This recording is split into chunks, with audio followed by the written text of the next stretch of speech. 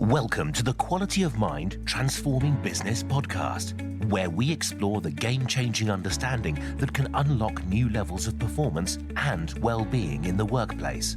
If you want to be part of the new breed of leaders in business, if you're fed up with the conventional echo chamber, and if you want to be part of a revolution in human potential, then join us to discover the powerful resource that lives before our psychology.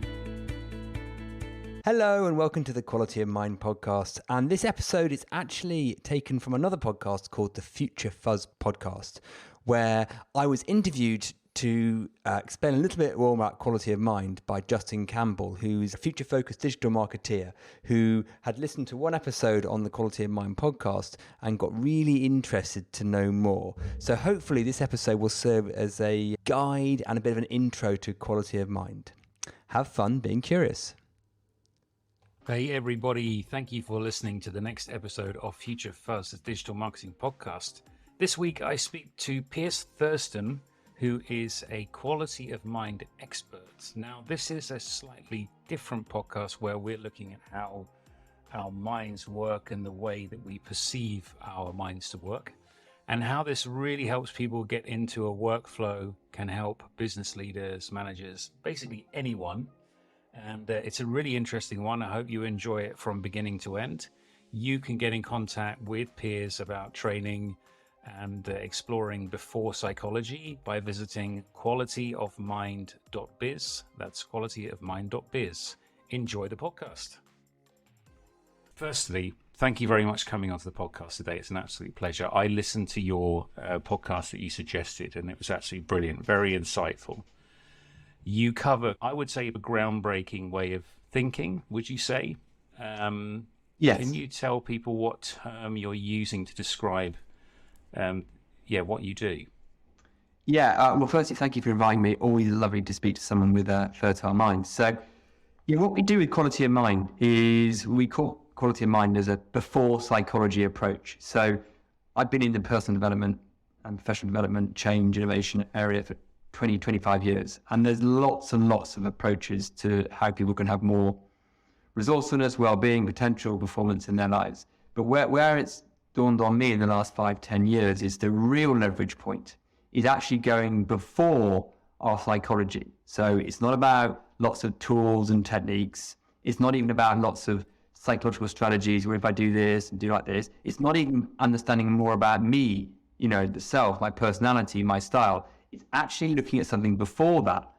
And a lot of people are like, well, what's before that? You've just listed everything I could possibly look at to improve.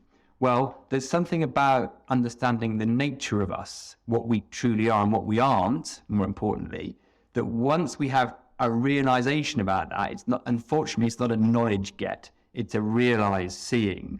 We kind of wake up to something about how we've innocently been getting in our way, how we've mistaken what we are, and how, therefore, we get the most out of life, the richness out of life, the performance, the resilience, the creativity, the joy, the love, the inspiration, connection, all the things that we want. So we take it right back, what I would call upstream, and we look at the very nature of consciousness, thought, the mind, and we start there, and then that leads to all the downstream practical psychological benefits that people want. In that podcast, there was the talking that when we're born, as we have no separation between the outside world and ourselves, right? Babies have no distinction, do they? And as they develop and the mind develops, and as humans we teach them certain things, they lose that connection. Or do we lose a certain connection there? Are we fooling ourselves in a way? Yes. So what happens is that our conditioning. So we still are what we were as babies, is we still are all one. Our conditioning points to not see the illusion. So what happens is that from a young age, you're told you're Justin, I'm Piers. You're told the thing you see in the mirror is you, and that the world ends at the end. So you end at the end of your fingers or the head. Your body mind is what you are. Right. Because it can look like that, and it does look like that. If I'm out in the street and I walk towards a tree, it looks like the tree is out there and I'm walking towards it. But if we'd been taught something very different from a young age, we could easily see that it isn't that.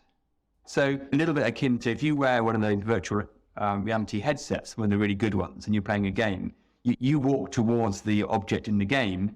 That's all happening inside your mind, inside the headset. Same's going on in the real world, which is not wearing a headset that we can see. So we've been conditioned to have what I would call a case of mistaken identity. This appearance of a self, a Justin or a Piers, which does appear, but we've been told it's a separate entity that has a duality, i.e. a separation, to this external world of trees and buses and other people. It's not. It's all one field. It's all one system. It can appear separate, but in certain moments when we're really in flow, whether that's through sport or love, dancing or working, we really do sense we're all one. I don't just mean connected to our neighbours, but I mean to nature, to everything. All perceptions, sensations, thoughts are arising in the same space. Something that James Lovelock would call the cosmos. So, the connection, effectively. He avoids using the word universe. He calls it the cosmos. I think that's a nice terminology for it. I recently skim-read a book that he wrote about Novacine, about artificial intelligence and how that's the next stage of evolution. And in his book, he quotes Einstein, and the Einstein quote goes, "The intuitive mind is a sacred gift, and the rational mind is a faithful servant." You also have used that before in your courses. So that's a fascinating quote, isn't it? And how does that relate to this upstream, may I call it, technique or thinking that you use? Yeah, well, it points to the fact that there's the conceptual thinking mind, the one that's been conditioned, the one that has lots of knowledge and theories and concepts. That's the servant mind, right? That's the rational. Yeah. He calls it the rational mind. I mean, it's the world of concepts, really. Yeah. And narratives, which we don't have when we're a tiny baby. Not just because we don't have language, we just don't have it yet. And that's the one that gets developed at school and in life. And we've also got these words are all slightly unhelpful, but this kind of intuition, this serendipity, this synchronicity, this wisdom that comes through, which sometimes can make leaps in clarity or inspiration. And we love it when it comes through. We have a little light bulb, we have a realization. Now, because we're all addicts, now I don't mean to smoking or to profiteroles or to Facebook, I mean to thinking. I think it's one of the most contemporary problems we've got, is that we all think far too much. Oh, yeah, agree with you there. Mind. We rely on that conceptual mind and we overthink. And that gets in the way of this more impersonal, if you want to call it, intuitive, you could say, wisdom, simplicity that comes through. And often it's when we get out of our head that the breakthrough answer comes through. If you're in a business and you're looking for some creativity or something to see through the wood for the trees, it's often when we get out of our heads, we look at it fresh and we go, oh, yeah, that's obvious, staring me in the face. And I work at businesses, and so often that happens. It's like, oh, how do they not see that? So our addiction to thinking with the self, our lack of respect for what is non-tangible, if I can put it that way, all means that we don't really understand enough or try and harness it in the wrong way. Because even when people do go, oh yeah, I love the intuitive mind, I do lots of tools and techniques to get it. No. I mean, I did something called NLP in positive psychology for 10 years, and that was trying to think my way to get this intuitive mind working, still through the self. But when we dissolve the self, it comes through in spades. And it cannot be taught as a technique. Would I be right in saying that? It's not like a toolbox that you can use and go, all right, well, today I'm going to, block my calendar for 4 hours and I'm just going to do this. Wouldn't it be lovely if we could control it? Because our self-mind, that one that appears, that wants to control and do everything, usually because it wants to fix reality. It wants something, Now, if we do that, we're trying to use the conceptual mind to get to something which is beyond concept. So it doesn't really work. So actually, it comes through much more powerfully when we get out of the way. So there's a difference between doing something in order to make something happen, and there's thousands of books that will reverse engineer this or try to, versus emergence. So emergence is just when that breakthrough thinking comes through. Oh yeah, here I see it now. Now we then try and go, I'll reverse engineer that. I had a breakthrough when I was going for a walk, when I was at the top of that hill. I'll go up there again and see if I can get it, right? Or I had a loving moment with my partner when we were going out for dinner at that restaurant. Let's go there again. Or I did really well at sport when I was wearing those pants. I'll wear them again, you know. No, I'm making it sound a little bit flippant now. No, there's a lot of superstition in sport for sure, because they're trying to get to that flow, which they experienced in another game. Exactly. And actually that flow exists when we don't self-identify with reality, right? Yeah. So that's why you can't think your way to it or tool or technique your way to it, which people don't like, because the self comes in and goes, but I want to control it. I want it tangibly. I want it now. We want to know how everything works, but it's not necessary Yes. to know. Right. Exactly. And that's why kids are so beautifully inspired and resilient and creative, because they don't care. Oh, you said something in that podcast that I listened to, which absolutely resonated with me. So my daughter, Indy, she's now 5 years old. We went to a city run where everyone runs like 5K, 10K. And there was, as the kids are warming up, there's a bit of a dancing warming up moment and the music comes on. She was absolutely mesmerized. She was dancing along, singing along a little bit. It was just really beautiful to see because she was so in the moment. There was no disconnect, and she was the same as every other child there as well. And in a way, looking at her, I thought, oh, that's amazing. I wish I was in that state right now. Kids are the best place to see it. You see that glint in their eye. They're in that moment. There's no inhibition. They're just doing it. My son used to buskers. I'd sort of, where is he? Oh, he's dancing next to a busker.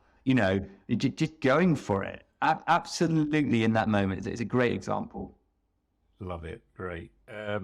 Now, you've mentioned flow a few times. This is, I would say,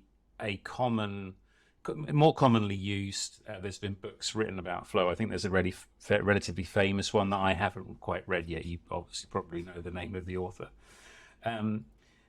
Just so what leads on to my next questions, how do you help business leaders or anyone that's in business with what you do to maybe reach this flow or better understand it? Yeah. So as we alluded to, it's not about, unlike what I used to do, giving people tools and techniques and strategies to have more flow. There are ways you could do that. Have a yoga session, feel more in flow. Turn some nice music on. Whatever. So we're looking at a transformative, sustainable, pervasive level, and the best way to do that is to have what I would call the big realizations, the meta realizations around the nature of what we are. Because when we have that, in spiritual language, you might call it awakening, but we don't need to call it that. When we have that seeing, right, and when that pops for us, that we really understand that this self mind that's trying to run the world is just an appearance and it's not where the action's at. Once we've had those realizations, our propensity to be in flow increases. So, most of us probably spend, if we're lucky, 5-10% of our day in flow. Once we've had some of this sort of waking up to see what we truly are, that just increases by itself, because the self mind that's blocking the flow, I use a metaphor of an aperture, right? So between the self and what we are before that. And when we're in flow, the aperture is more expanded. Now, we're still accessing things from our learned mind, so we don't lose our ability to know our knowledge and our skills and our experience. It's not like we get, particularly like an infant, we still got the learned stuff. But it's in beautiful balance and dancing with this more intuitive, inspired, creative, in the flowness. And the way we do it with quality of mind is we do that very fundamentally, so that then you've got that for life. It's not a tool or a technique. And it comes from having these really potentially life-changing realizations about the nature of what we are, the upstream, at the foundation, the essential realizations. And it leads to flow at a very practical level. So we go from the profound of the nature of consciousness to the very practicalness of, well, how does flow turn up in my business meeting? Yeah. And there has to be a practical element, right? Yeah. I mean, I'm not someone who's a spiritual teacher that just sits there, sort of trying to be some kind of guru telling you philosophical stuff. To me, the rubber hits the road when people have a day at work and they come back and go, well, that went well. Or something didn't bother them as much, or they feel more in love with their other half, or they have a wonderful conversation with their kids, or they just, that's where the rubber hits the road. And so this is not trying to vilify anything that happens at the psychological level or disavow the self. Now that's where it happens. But once you see what we're pointing to about the nature of the mind, what we are, that happens with more ease and grace and gratitude, and but yeah, it's about meeting people where they're at. This is trying to, you could say what we're doing is taking some very esoteric, difficult sounding things that spirituality has been pointing to and mystics over years, and democratizing them and making them relevant, contemporary, and really accessible and simple. I can imagine not easy at all to start with. Let's try and bring in a real world example. So let's imagine, we're in a meeting, or there's a business meeting going on, and it's a difficult meeting. It's challenging. Lots of difficult things discussed. Things haven't gone so well according to our perception. Yeah. How and then you've mentioned before in I'm sure this concept, and you've also said it in that podcast I listened to, about the world being your mirror in a way. So if you're in a bad mood, others around you can appear to be in a bad mood. You may be in a traffic jam. People in the traffic jam are a bit moody. You're a bit moody. There's a certain level of world reflection on how you are at that moment. We're also in a meeting in that situation. How can this way of thinking be practically applied to difficult situations? Yeah. So once people have had a bit of understanding, what they start to notice is that the feeling of the meeting, right, the feeling of anything, gives you a clue. So let's say the meeting feels a bit difficult, it feels a bit sticky, it feels a bit uncomfortable, it feels a bit whatever, it kind of, that gives a little clue. Not that there's anything wrong in the meeting, right? The aperture that I was using in that metaphor has slightly contracted. And therefore, what you're perceiving, thinking, is not necessarily to be trusted. There's something that the mind's got a bit of psychological interference running, right? So don't quite trust what's coming through the screen of perception right then and go, okay, yes, okay, I can slightly see I'm in a contracted aperture now. And then that gives us a little clue. And once we really see this, it happens by itself. You don't even need to do this as a manual process. But what we then see is, so where am I identified with this? Where has appearance of myself stopped being an appearance and started looking like something that's under threat or something that needs something to happen? Where has the self started to seek or protect? Because in that difficult meeting, it might be we've got some thinking going, yeah, but I don't want to look like an idiot in this. And people having a go at me, did I not do my job here? Or, that's where we'll normally go. Or this means something for the future. People, if I don't win this sale, then what am I going to do? So that's where our mind generally goes, or we feel we're threatened in some way. Now that's never the case. I mean, it might be practically in the game of life, you don't win the sale. Yeah, maybe, but that doesn't affect you at your core. That doesn't stop your capacity for well-being, peace, love, all that kind of stuff. Yes, you might have less money in your bank account for a week, but our system reacts as if it's can really get us. It can't. So to break that down again, the feeling state you're in is giving a clue that the mind's aperture is contracted, which means we've self-identified with something that's going on. The system then is resisting that, and it's trying to seek or protect. Now, once we spot that, just the noticing of it can dissolve it all. And then we start to see the very same meeting slightly differently. So those sarky comments we thought we heard, or the rolling of the eyes we thought we heard, well, either we see them, we think, well, actually they're having a bad day, or we just think, well, okay, maybe that's not what's going on. Maybe the person's just confused. So the very same meeting starts to look different. It could still have its challenges and not necessarily mean the outcome's going to be different. It may or may not be, but we're not so self-identified with it. The self is not looking so real and true in it, because we've been alerted to the illusion not being seen through. And you can tell that from the feeling state. It does feel, indeed, it feels like a level of detachment, but also attachment to the fact that we're no different from the other people that are in the meeting, and that we are effectively the same as them in that meeting. Yeah. I mean, everyone is psychologically innocent in what they're doing, right? So what I mean is, if I was sitting across from Vladimir Putin right now, I could see the oneness of us. And that might sound trite and stupid, but he is the same. Now, I don't condone anything that's coming out of his behavior, of course, but he is the same, and he is psychologically innocent. He is operating in the way that the world looks to him as the best thing he knows what to do, right? Sadly, it's coming from a very contracted aperture, and he happens to have the resources of a huge army. So that's why he's able to make the negative impact on the world. But it doesn't mean at the level he's different. He's not a different nature. He's not a different source to me or you. He's just got a different set of psychology going on, right? And he lives constantly in that contracted aperture, would be, I guess.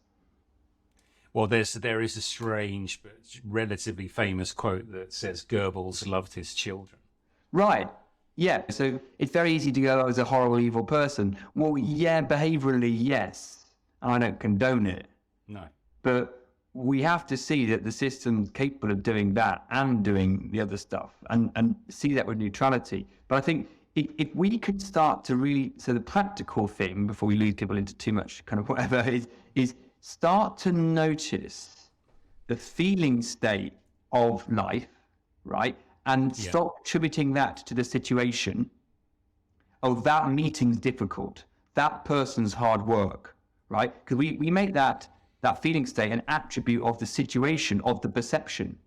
It's not. That feeling state is giving you a clue as to where your, I would use the phrase, aperture is. It's like a rumble strip in the road going, you're coming out, you're losing it here a little bit. Come back in, not because the situation is difficult, it's because the mind's, so basic sensations like anxiety, stress, pressure, fear, they're useful because they're telling you you're not seeing something about the nature of the mind. So that's very practical, and that's something that people can think about today. So next time that, maybe over the weekend or whenever they're listening to this podcast, if you're listening now or you're on your bike or you're in the car or what have you, people should be encouraged to identify their feelings in a situation. Where are they coming from? Well, this is where it gets tricky, because as soon as you say to someone, identify your feelings and say where it comes from, they immediately start to look either to the world or their past. Right. Now, what we're saying is, don't try and make meaning about where it's come from. Right. Just notice the sensation is giving you a clue as to what I would describe as your aperture and how you're seeing the world. Don't try and make meaning, because the self-mind, that thinking mind that we said we're all addicted to, that can spend ages trying to make meaning about where the feelings come from. Oh my word, it gets very indulgent on that. All we're saying is notice it. Oh, there it is. Then go neutral on the narrative. Actually lean into the feeling. Just feel it, right? Because often we think our feelings and don't actually feel them. That's something else we do as adults. We don't feel our feelings, we think them. We Conceptualize them. Now, children are very good. You've got tantruming 2-year-old. They are brilliant at feeling, but it doesn't last very long. They feel it quite intensively for a while, pop. Then they're like, no, right? You have just basically encapsulated my 7-year-old daughter, who it's amazing to watch. She has the most insane tantrums, but 10 minutes later, it's like nothing has happened. Whereas what we would say is, I'm angry about that. So we would kind of conceptualize it rather than lean into it. But the important thing is to go neutral on the narrative.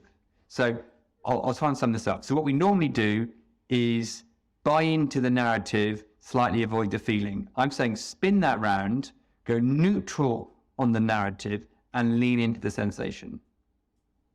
Fantastic. While we wrap up, to talk about this for hours, of course, let's put something out there.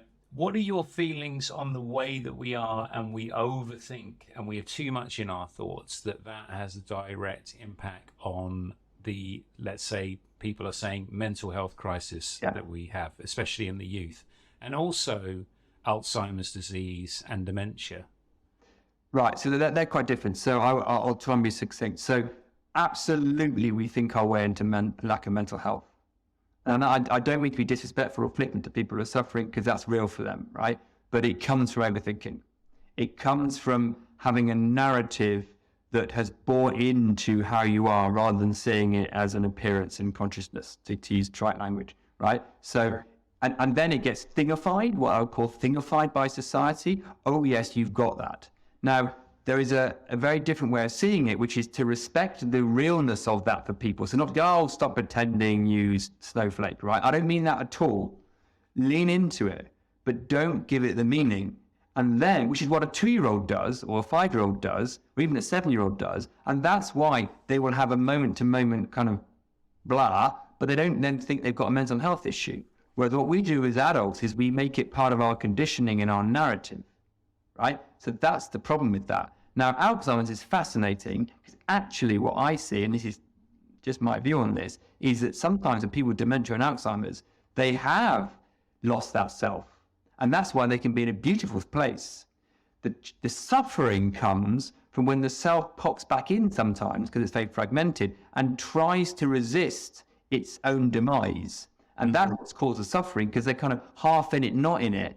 And that they want to be how they were, or their relatives want them to be how they were. And the conflict that they have, where they're sort of half in their self-mind and half not, is what's caused the suffering. When they've completely lost the self, they're actually quite blissful. And they're like a child again. So it's actually the halfway house of resisting the isness of what's going on that causes the suffering in dementia. The two very big topics I've tried to give like 1 minute on. I'm not really Yeah, indeed. I would have been reading that there's concerns of the overthinking with maybe not dementia, but overthinking in very intelligent people were, the study is not proven, by the way, but they may have a propensity to suffer from Alzheimer's. Because that's used their brain so much. I mean, maybe that is I mean, who knows why there's such a prevalence of Alzheimer's? I mean, I think all this overthinking that we've been doing, particularly for the last 50 to 100 years, it seems to be, there's probably going to be consequences for the psychology. And that could be one. I mean, I don't know. It's interesting whether you'd have to have a long time to do that study. But I think once Alzheimer's is happening, it's the resistance to, oh no, it shouldn't be like this. So another little sort of thing I'll say, just as a very sort of small statement, but actually it covers everything. Anything that we struggle with, any suffering, mild or major, comes from a resistance to the isness, if you want to call it that, to the what is.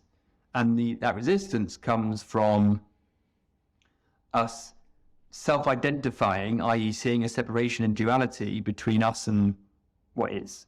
So that really anything that we resist causes suffering. Brilliant. And we resist a lot less when we see the nature of the self. Very fascinating, Piers. A lot for me to think about, and I'm sure others that are listening today. Can you talk about how you help business people or what you do? Because I do understand you have a course. Yeah, so whether we do it through like one-to-one coaching or with a group or a team, the way we work is we first of all meet you where you're at and understand all the challenges and all the things you want to achieve. And the way we solve that is in two parts. One, we get people to have some realizations through what we call self-inquiry, which is a direct experience self-inquiry, to the nature of what we are, the mind, which is quite profound, quite odd to start with, but then it becomes like, oh yeah. So we work on those meta-realizations. And then when people have had those, we ask them to see the implications of that for their day-to-day life and work. So then you kind of start to see, oh, and then that, if you like, cleans up someone's psychology. Yeah. So we started very upstream, and then we bridge it back to the day-to-day.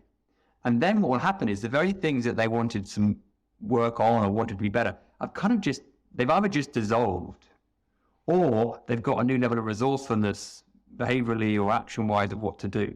So there is this sort of first phase, which is usually done immersively in a 3-day program, which helps people have these meta-realizations. And a lot of that does the heavy lifting, actually. People will, at the end of that 3-day program, be like, wow, well, those problems I thought I had don't look so big anymore. That's cool.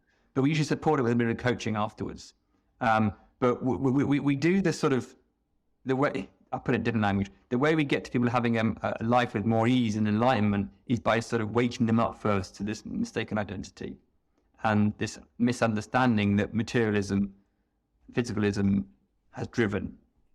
And we reorientate that, then we get into the day-to-day. And what's beautiful about that is it doesn't just solve the problems they thought they had, it future-proofs things going forward.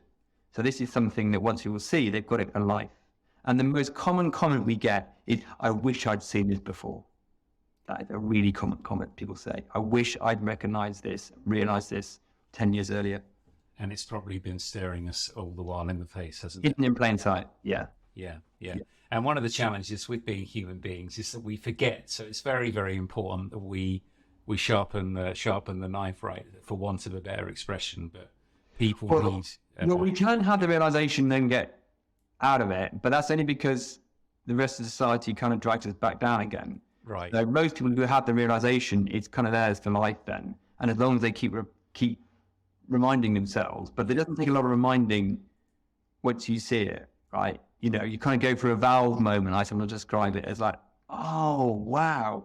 You know, and you can't really go back through that valve apart from in moments when you forget it. But when you restore, you come back above the valve. So that's the beauty of it. That a lot of training courses have a half-life. They kind of wear off. Yeah. Whereas quality of mind seems to do the opposite. It seems to get better with age. You know, as long as you stay a little bit curious to it. But it doesn't require a lot of like daily maintenance. It's more just seeing it. Because the more you see it, the more the pieces of the puzzle just sort themselves out. And you're like, oh, of course. There's a natural curiosity. I think people get a natural resonance and curiosity with it, which means they can just effortlessly keep being curious and exploring, which is lovely. And open to absolutely everybody, of course. And that's the thing. A very universal thing. You don't have to be clever or smart or old or a gender or a particular. And actually, as you were saying, people who are really smart academically struggle the most to see this because they lack innocently, let's say, intellectual humility to let go of their current view because they're so addicted to thinking. They're such big thinkers.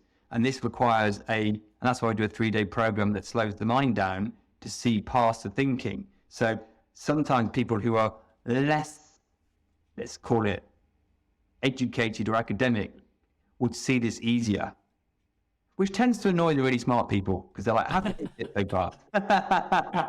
Well, luckily I class myself as not being a very smart person. Well, you know, that's why kids are so fertile, right? Again, like, yeah. Before. Oh, well, I think it was about 13 years old. I cried on my 13th birthday, and my dad said, "Why are you crying?" And I said, "I don't want to grow up." Because I was looking at the sadness in their lives, and I thought, being an adult looks rubbish. Anyway, Piers, brilliant. Thank you so much for coming on the podcast. Fantastic. I'm going to, this afternoon, pick up my kids and have a lovely conversation with them. I'm very motivated to do that. Brilliant. Well, people can find you, Piers Thurston, THURSTON on LinkedIn, and the website is qualityofmind.biz. So Piers Thurston on LinkedIn, qualityofmind.biz, podcast called Quality of Mind. I've also got a website called piersthurston.com, but qualityofmind.biz is the main one. And you know, Justin, sometimes we need a part 2 of this. So if you feel like revisiting some of this, or you get some great listener feedback, we can always do another one. Whatever, but I really appreciate you giving me this opportunity to come and have a lovely chat with you. So fantastic. Thank you so much. Maybe we'll fish someone else to join us in as well, a leader. Yeah, I'm always up for kicking the tires of this because it's best realised and inquired into rather than just going, oh, really? So yeah, up for that. Sounds like a plan. Thanks, Piers, for coming on. Enjoy your weekend. Cheers, and. If you enjoyed listening to this podcast and want to know more, check out our website at qualityofmind.biz. And also feel free to reach out and leave us a review or a comment. Until next time, have fun being curious.